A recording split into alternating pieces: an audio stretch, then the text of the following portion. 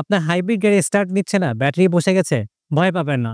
খুব ইজিলি কয়েকটা ধাপে আপনার গাড়ি আপনি স্টার্ট করে নিতে পারবেন। ফার্স্টে যে কাজটা করতে হবে, আপনার ব্যাটারির লোকেশনটা খুঁজে বের করতে হবে।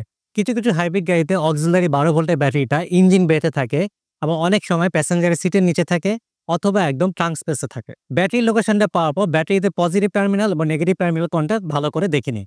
নরমালি পজিটিভ টার্মিনালগুলো রেড কালার থাকে, নেগেটিভ টার্মিনালটা ব্ল্যাক কালার থাকে। আর এরকম যদি একটা পোর্টেবল জাম্প স্টার্টার আপনার গাড়িতে থাকে, খুব ইজিলি আপনার গাড়ি জাম্প স্টার্ট করতে পারবেন। এই ক্যামরি গাড়িটার অক্সিলারি ব্যাটারি হলো প্যাসেঞ্জারের সিটের নিচে।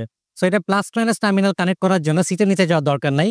এখানে যে ফিউজ বক্সটা আছে, এখানে পজিটিভ টার্মিনালটা পাবেন। সঠিকভাবে পজিটিভ এবং নেগেটিভ টার্মিনাল কানেক্ট করার পর কয়েক সেকেন্ড অপেক্ষা করুন, দেন আপনার গাড়ি পাওয়ার বাটনে ক্লিক করুন। গাড়িটি স্টার্ট হয়ে গেলে 5 থেকে 10 মিনিটের মতো চালু রাখুন, তাহলে আপনার দুর্বল ব্যাটারিটা কিন্তু একটু রিচার্জ হয়ে নিতে পারবে। এই পোর্টেবল জাম্প স্টার্টারটার প্রাইস হলো 14,900 টাকা। এটা এক্সক্লুসিভলি ইম্পোর্টেড বাই গাড়িimport.com.bd।